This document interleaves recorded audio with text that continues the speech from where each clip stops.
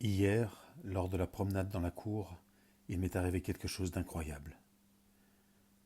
On m'avait sorti tout seul, dans la petite cour.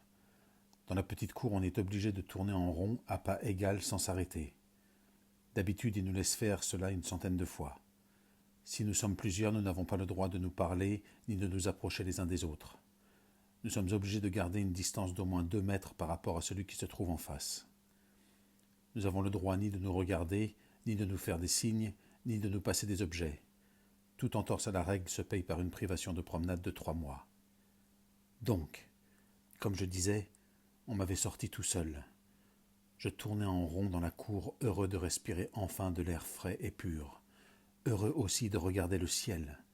D'ailleurs, la cour est si moche, les murs tout autour sont si macabres que la seule chose à regarder, c'est le ciel.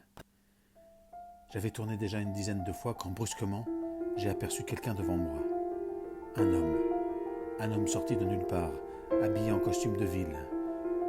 J'ai cru avoir une hallucination, mais non, c'était tout à fait réel. Un homme dans la cinquantaine se promenait avec moi, devant moi en respectant les règles strictes de la promenade.